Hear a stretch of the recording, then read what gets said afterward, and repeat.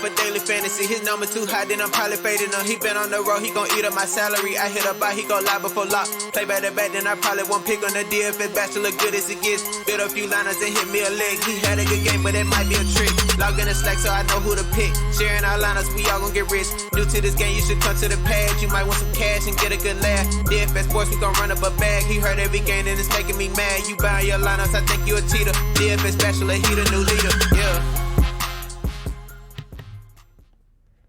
What is up, everyone? Welcome back to the Bachelor Pad. I, of course, am your host, the DFS Bachelor, and we're going to go over a Fanduel and Draftkings NBA slate for Sunday, August 30th. That's right, we're inching closer and closer to this disastrous 2020 year being over.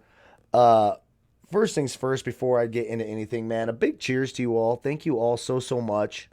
I really appreciate all your support, all the kind words. I appreciate you all liking the video. That helps the channel more than you know. So if you're inclined to do so, please hit that like button. I appreciate that. I appreciate you guys subscribing, watching every day, making my stupid ass a part of your day is truly humbling. And I thank you all so much for it. If you are new to the channel, welcome to the team. Be sure to hit that subscribe button down below. That also helps the channel a lot. Really appreciate that. Get access to all of our NBA, WNBA, NFL content for DFS right around the corner. Also, this year, I'll be handicapping NFL games with sportsbookreview.com 4 times a week, even doing live shows at Sportsbook Review, doing tons of giveaways, all sorts of cool stuff. So if you could hit that subscribe button, I truly appreciate it. Also, by liking the video, subscribing to the channel, and leaving a comment in the comment section, you qualify for our weekly $25 PayPal giveaway. I will announce that tomorrow night. Well, it'll be for Monday's NBA show. I'll announce that winner, that day as well. Also, don't forget, check out Overlay DFS at overlaydfs.com. Hit them up on Twitter at overlaydfs. Ask them about their first deposit bonus. Just great customer service over there. It's a smaller group of people playing DFS. I've had a ton of success. I've had a very profitable August playing over at Overlay DFS. And, you know, that transitions right into the tool you see right on your screen is Draft Dashboard. You can use that tool to help you not only with your Fanduel and Draftkings lineup optimizer, research tools. You can find the usage, history versus team, percentage of the time they hit five times value at that price, defense versus position, pace of the teams, everything you need to go, injury updates, GPP lineup optimizer, mass lineup generator, late swap optimizer. You can late swap your lineups in from Fanduel and DraftKings and upload them back in using Draft Dashboard. All of that stuff, as well as my player pool that I am using.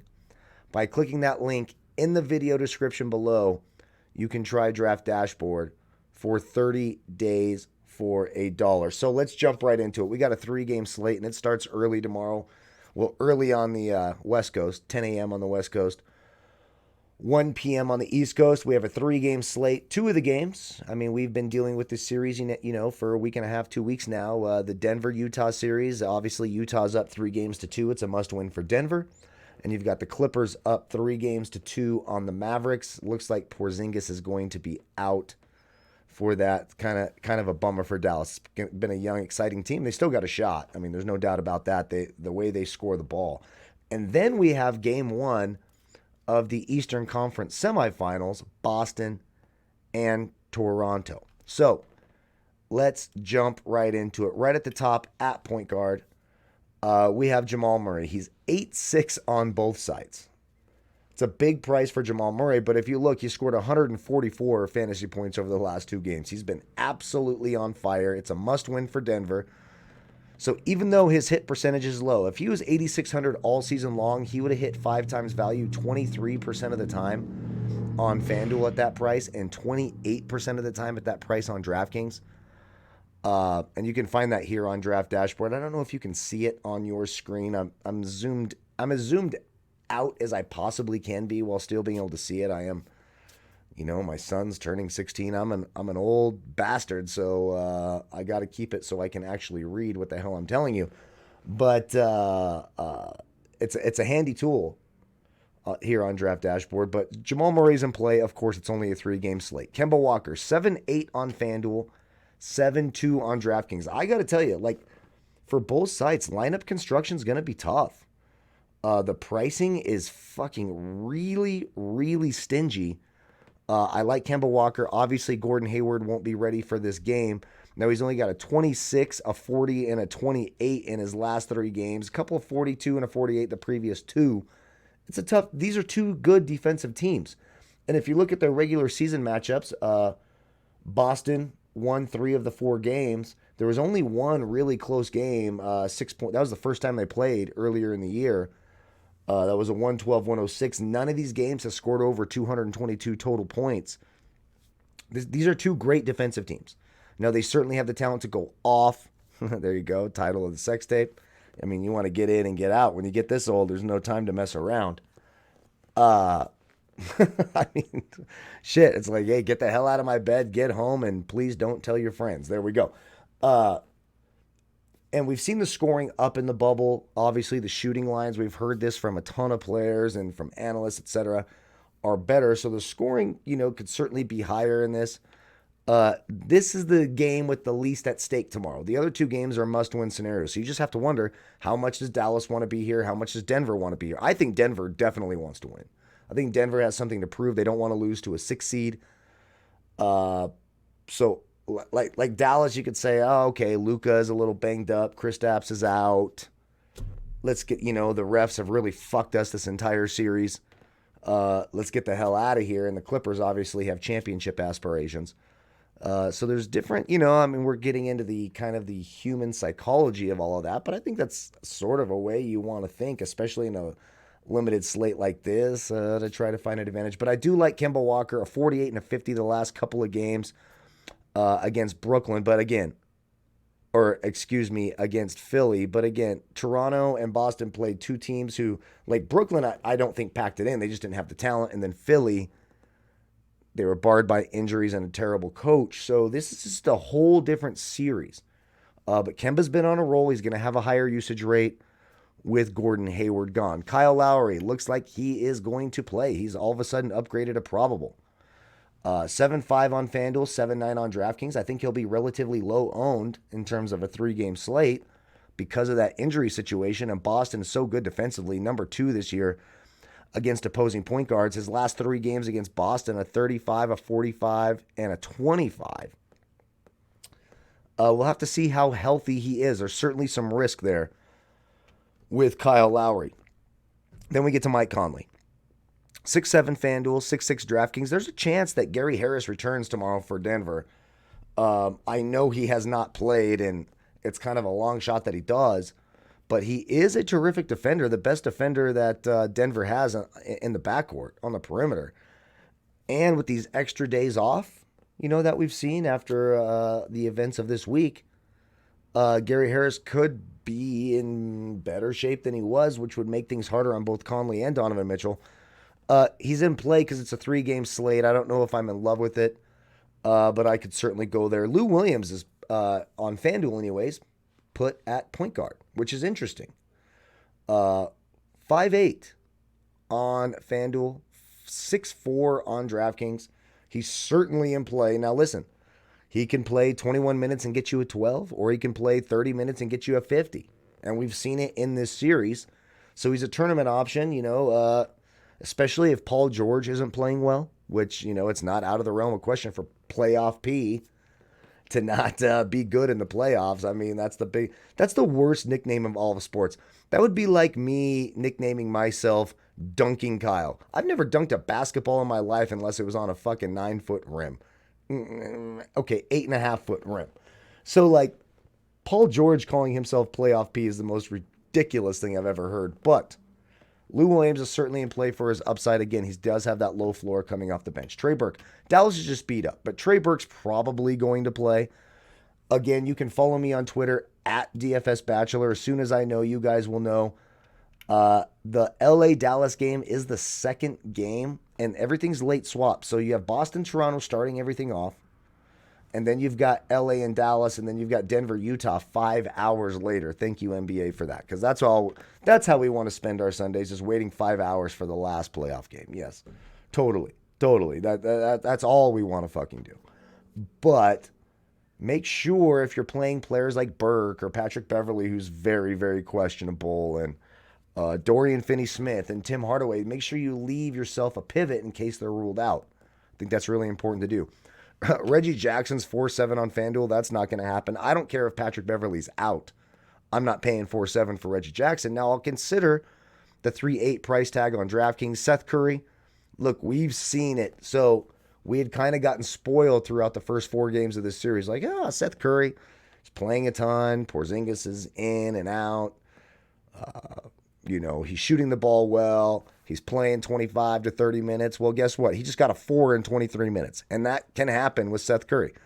And tell me if I'm wrong here. Does Seth Curry, I don't know if, have kids or, maybe you're in my age range. If you ever watched a Goofy movie, Seth Curry with that weird shit on his nose kind of looks like one of Goofy's son's high school classmates in his Goofy movie. I don't know. He's a funky looking dude. Married Doc Rivers' daughter. Obviously, he's Doc Rivers' son-in-law. Well, they've beaten that to death on the broadcast. But he's got tournament upside. He's not safe, of course. He can go get a 4 in 23 minutes, or he can go out and get you a 30 in 30 minutes. So there's that. Patrick Beverly, if he plays, sure, I'm fine with that. Monty Morris. Really depends on the Gary Harris availability and how close this game is because, look, they might just decide, hey, we're going to go with our 5 best players. Now, if Gary Harris doesn't play, I think Monty Morris should be on the court over guys like Torrey Craig and fucking PJ Dozier.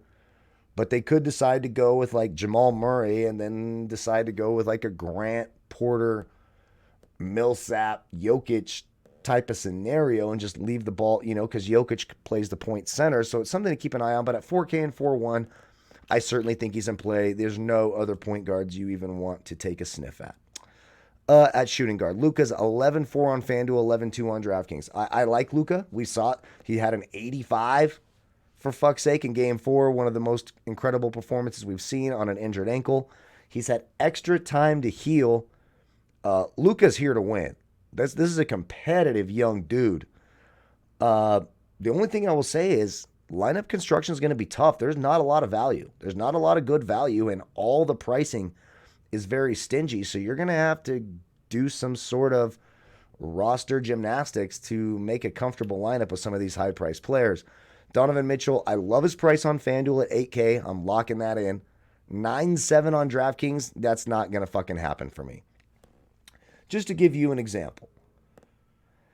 Donovan Mitchell, if he was 8,000 on FanDuel all year, would hit 5 times value 51% of the time. If he was 9,700 on DraftKings, he would hit 5 times value 23% of the time. Again, you can find that tool here on Draft Dashboard. Click that link. Try it for 30 days for $1. Paul George seemed to snap out of his funk in that last game. 7-8 and 8-3.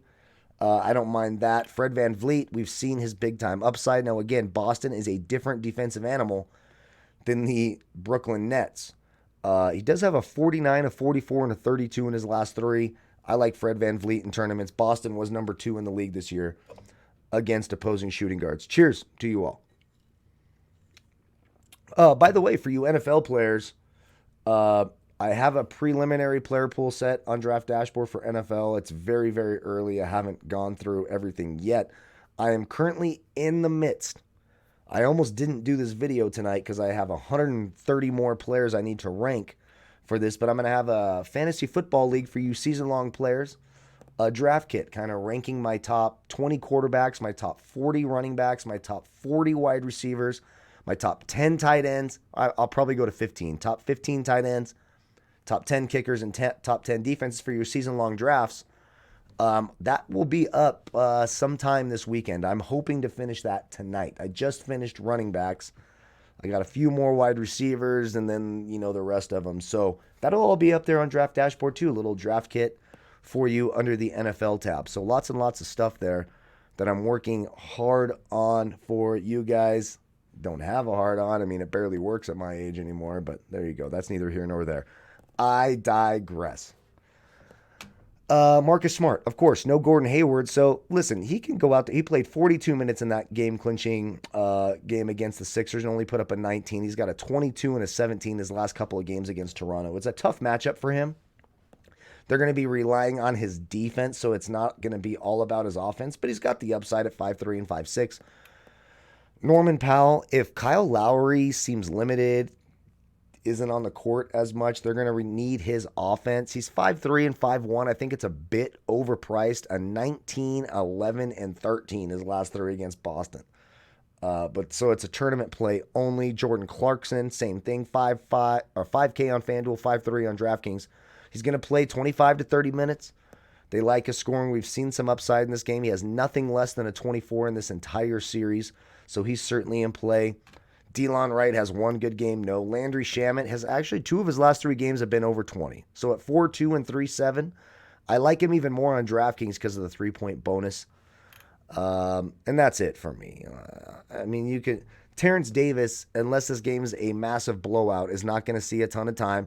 One way, if you think Kyle Lowry is not as healthy as they say, and they're going to need someone off the bench, guys like Norman Powell and Terrence Davis could be interesting GPP options in a 3-game slate to try to differentiate your lineup. Also, don't forget, in these limited slates like this, where there's only a few games, leave salary on the table. All the casual fans, all the dumbass players playing tournaments, they feel compelled. I mean, we've all been there where you're like, oh, I just need to use up all the salary. I can't leave $900 on the table. I can't leave $1,200 on the table. You can when it's these smaller slates. Now, I don't know tomorrow how, like, if I think 1,200 is a bit high because the pricing is so stingy. But if you got 4, 5, 6, 700 on the table, I think you're good. And you're differentiating yourself from 80 to 90% of the players. Kawhi Leonard. I like Kawhi Leonard a lot. The Clippers want to win this series tomorrow, try to get some rest, and hope that Denver wins so that series goes to a Game 7 so they can get even more rest and try to get Patrick Beverley healthy, rest up a little bit. We all know Kawhi loves to rest, and I think they're letting family members in for the semis, so he might even get to have macrame night with his mom. As we all know, that's what Kawhi Leonard likes to do. That's why he can only play 50 to 60 games a fucking season. But he's 10-8 on FanDuel, 10-1 on DraftKings. I like Kawhi. Pascal Siakam, 8-5, 8-1, absolutely. Now, he only put up a 14 his last game against Boston, but the previous two, I believe that was in the bubble. He played limited minutes, a 41 and a 47. No Gordon Hayward there. Siakam's going to be really important. If Toronto is going to win the series against Boston, they need Siakam to really be the star that he's turned into. Important series for Siakam in Toronto. I like Siakam. Jaylen Brown, 6'5 FanDuel. I love that price tag. 7-1 on DraftKings. I can go there as well. Couple of questionable guys. Dorian Finney-Smith, who's way too expensive. I'll probably consider him some on DraftKings at 5K. 5-7 on FanDuel is really pushing it. Again, no Porzingis, so Finney-Smith and Hardaway are going to be very important for the success of that team. They're going to be up and down the court. They're shooting threes. They need Finney-Smith to rebound. They need him to defend, stay out of foul trouble. So you got Finney-Smith at 5'7 on FanDuel and Hardaway at 5'4. Obviously, you prefer Hardaway. He's got 50-point upside. Then you go to DraftKings. You got Finney-Smith at 5K and Tim Hardaway at 6K. That's where I'm like, maybe I'll think about Finney-Smith. That's a fucking big price tag for Dorian Finney-Smith. He would have hit 5 times value 28 and 38% of the time. Both of them are overpriced. OG Anunoby, another overpriced player, especially now that Marcus Smart's going to have to play more because Gordon Hayward's out. It's a tough defensive matchup. 10, 7, 10, 20, and 10 his last 5 against Boston. Tournament play only. If I'm going to pay 5K on FanDuel, and even, I'll go 700 more for Joe Ingles. We've seen Joe Ingles have a terrible game in Game 4. He only got a 6. You got to remember, Donovan Mitchell was going fucking berserk in that game. He was more aggressive in Game 5, put up a 27. He's 5K and 5-4. I could go there. Jeremy Grant's going to play a shit ton of minutes. Is probably going to still start over Michael Porter Jr. He's 4-8. I could go there as well. Let's go to power forwards. So another guy, massively priced. Just fucking crazily priced. Jason Tatum is 9-6 on FanDuel and 9-2 on DraftKings. He would have hit 5 times value. That's right, only 5 times value. And we all know you want 6 or 7 or 8 in those tournaments, right? 31 and 43% of the time. 34, 19, 35 his last 3 against Toronto. Did have a 51 that 4th game. That's what you're hoping for. This is a different animal than playing that Sixers team. Now, the Sixers were a good defensive team too, but Ben Simmons got hurt. But you're throwing out Serge Ibaka, Anunoby, Siakam, Marc Gasol inside. He's going to have to work a lot harder for his points. I mean, let's face it, fellas, that's never what we're trying to do. But, I mean, Jason Tatum's in playing tournaments, but it's a big, big, big price tag. Another guy who went way up in price, and I understand the last 2 games of the series against Brooklyn, he played 22 minutes and 19 minutes and put up a 40 and a 54. That's like, holy shit. Boston's a different team. Now, in his last 5 against Boston, he's got 2 games at 9 and 16, so there's the floor. And he's also got a 30, 23, and a 31. Boston's much better than Brooklyn defensively. I think it's a big price tag for Serge Ibaka. Michael Porter Jr., we talked about him before the last game. He put up a 27. He's 5'7 and 5'5. Here, if you're playing Michael Porter Jr., he's now coming off the bench. You need his shot to fall. You need him to be engaged. If he's taking stupid shots and making stupid plays on defense, Mike Malone's going to take him out. Fortunately for him and unfortunately for us Paul Millsap players, he was shooting the ball well and playing well, and he got a 27. It's a tournament play only. Maxi Kleba, they need him more than ever, especially it looks like Porzingis is not going to be there, torn meniscus, so I guess they listed him as very doubtful. I'm just going to go ahead and say he's out. Now, you never know. We've seen this type of shit before. But Maxi Kleba, again, I'm not comfortable paying that 5'4 and 5'2 price tag, but there's not a ton. Actually, I will say, especially on the Fanduel side, there are some options here at Fanduel. You've got Marcus Morris at 5'3 and 5'7. I like Marcus Morris. Paul Millsap should bounce back as long as he's not in foul. I mean, so here's basically what we've dealt with. He's had 2 games over 20, a 24 and a 35. He's also had an 8, a 14, and an 8. So what the hell do you want me to do with Paul Millsap there? It's a tournament option only. I like Daniel Tice. I think that he's a gritty rebounder. I think when they play Ibaka, it was a tough matchup the last round because there was a whole bunch of Joel Embiid. In this series against Toronto, you're going to get about 20 minutes of Marc Gasol, who's definitely bigger and more physical, not as quick. And then you're going to get Serge Ibaka. So Tice matches up better here. He's 4'7 and 4'3. Probably one of my favorite value plays tomorrow is Daniel Tice. I feel safe with him that he's going to play 25 to 30 minutes. His last time out against Toronto, he put up a 31, a 14, a 21 his last 3. But if he can stay out of foul trouble, I think he can be an effective rebounder, some spot-up threes, etc. I don't mind that value for Daniel Tice. And then the only other power forward you want to play down here is Royce O'Neal. And look, the minutes are going to be there. We've seen the one huge game in this series, a 38. He's also got a 24. But he's also got an 11, an 18, and a 13. And those are all high-minute games as well. So it's a wide range of outcomes, but I certainly will have some... Unfortunately, I'll have some sprinkled exposure to Royce O'Neal just because I don't think it's a great position, especially if you're playing Fanduel and you have to play 2 players per position. It's like, all right, you want to try to jam Tatum in just for the raw points. I get it. But then it's like Kleba, Morris, Millsap, Tice, O'Neal, So if I'm playing 15, 20 lineups, yeah, I probably like Morris, Kleba, and Tice the most in terms of the under 5K people or, under 6K people. So that's kind of where I'm going to focus there. Let's go to center and let's get the hell out of here so I can get back to work making you guys that Fantasy Football League draft kit, which is going to give me gray hair. I got a bad haircut. I overpaid for this haircut. Anyways, Jokic, 9-3 FanDuel, 9-1 on DraftKings. Hasn't had that massive game in this series. 51, 48, 31, 44, 45. That's where we're at. It's a must win.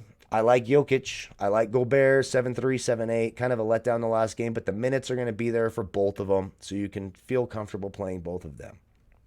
Then we get to Montrezl Harrell. Finally had that big game we've been talking about in 22 minutes. At 4-4 on DraftKings, I'll still take a shot. 5-7 on FanDuel, I think, is way too expensive. Now, if this was normal Montrezl Harrell, and maybe he is back to normal, I'm like, yeah, I'm fine with 5-7. He hit 5 times value. 63% of that time on FanDuel this year and 85% of that time at that price on DraftKings. I like he and Zubats, 4-9 and 4-6. Marc Gasol, we talked about it. He's going to play about 20 minutes. Probably score in the high teens to mid. If he gets rolling, hits a couple threes, blocks some shots. maybe the high 20s. He's 4.5 and 3.9. I don't mind that value. If you're looking to take a deep dive, a guy like Boban, I suppose.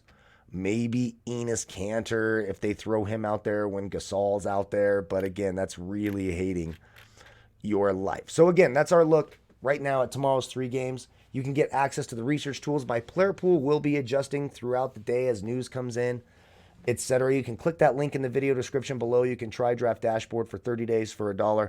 When you do, how you find my player pool is simply click your watched players tab. Those are the players that you're watching to use in the lineup optimizer, the mass lineup generator, the late swap optimizer, the cash game optimizers. However you're wishing to do that, if you don't have your screen zoomed out like I do right now, and you don't have this side menu, you can simply click these 3 bars at the top left. That'll bring the menu. The Fanduel and Draftkings logos are here in the top right. You can switch between sites.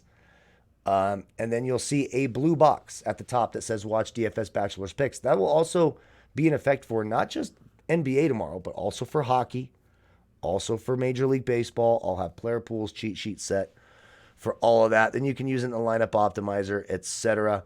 Also, don't forget to check out Overlay DFS. It's a lot of fun there. Don't forget to come over to the Sportsbook review side. We'll be live Monday, 1 o'clock, breaking down the AFC South. We have broken down the entire NFC. If you go to sportsbookreview.com, SBR Sports Picks on Twitter. We're giving away $50,000 in prizes this year. Live shows every Sunday morning, an hour before lock. All sorts of good stuff, so be sure to check that out. Don't forget to like the video, subscribe to the channel, leave a comment in the comment section, qualify for the weekly $25 PayPal giveaway. Big cheers to you all again. Thank you all so much for all your support. Good luck tomorrow. May the fantasy gods be with you. Goodbye, folks.